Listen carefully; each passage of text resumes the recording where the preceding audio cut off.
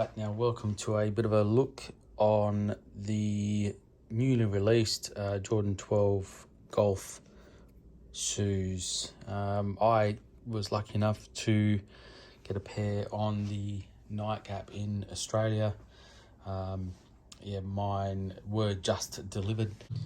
In fact, they go really well with comparison to the Jordan 11 gold golf shoe. Yeah, just really nice. Green Jumpman there, super padded, and yeah, I think the other version, the previous version, is just one of the best golf shoes I've worn. They're so comfortable to walk in, certainly in comparison to the other Jordan retros. So in the box, is the box they come in, just the standard Jumpman box. You open them up, you do see straight away the paper. There's no other bits of information in here. I didn't see anyway, unless it's underneath the paper, but there's the other pair that I was lucky to grab for a friend. Obviously, with them being released in Australia before they were released in the US, very different. Shank plate throughout, these goldy spikes. Very interesting. And of course, you see there as well the other side, and this pair did not have the same issue at all. Just very lucky and fortuitous. Nothing else extra in the box. That's the first look at the unboxing of the Jordan 12 Golf Masters shoe. 23 on the back. Golf for the love of 18, absolutely. Okay, now I'll do a bit of a brief comparison to the, let's say, the original taxi versions. These are in smaller sizes, still available on the Australian Nike app and website.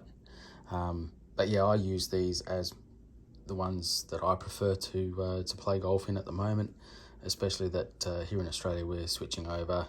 Unfortunately, look at that lovely damage there.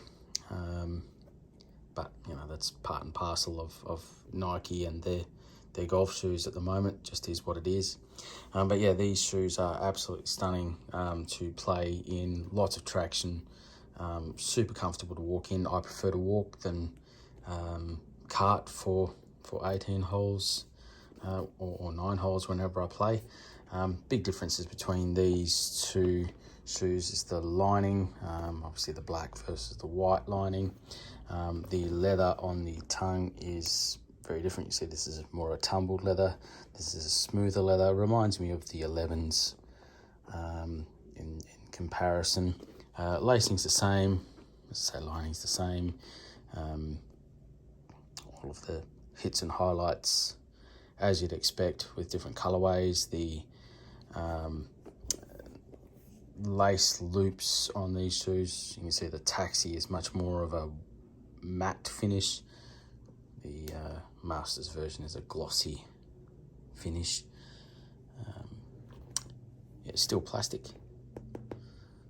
there, and obviously the note there, chrome finish, will wear off after time. I'll probably, when I use these, just take out these gold champ spikes and put in some black versions. And I guess if I really wanted to get creative, I could swap those spikes around. But yeah, that's probably the only difference between the two versions, just the tongue and the look of the main leather on them. The insoles are still very, very similar. Golf, and just as a comparison, on the bottom of the shoes, see, they actually swap them around. Yeah, similar tread pattern. There's some more coming from some of the videos that I've seen from the more knowledgeable people with their leaks. There's a couple that are coming up that, from a colour point of view, I'm probably not too fussed on, but one of the colourway, I believe it's white, royal blue, varsity red and silver. They sound like they are absolutely magnificent. Really keen to see what those shoes look like. But, and finally, just a comparison between the 12 and the 11s. For my feet and the comfort, the 11s are, I don't know if you'd call them true to size. It depends on your point of view, I guess. But the 11s are a much tighter fit for me. Certainly more my correct sizing. And the 11 Golfs, I have the white pair, and I've also got the grey pair. Unfortunately, I missed the Concord pair. Certainly similar style of leather used, obviously not the patent leather, but for the rest of the shoe, very, very similar style. You can see it there. The padding, the lining, very, very similar in colour throughout. Doesn't have the metallic hits. The insole on the 11s are much better. More of a cup insole. You see the bottom of the shoe there as well.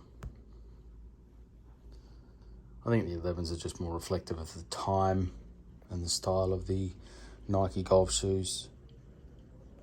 But very, very clean looking pairs of shoes, both of them. You know, definitely for me, I clean my shoes very, very regularly after each round. I'd probably not put, I put some protectant on this shoe, and it's taken nearly a year for the protectant to wear off, where the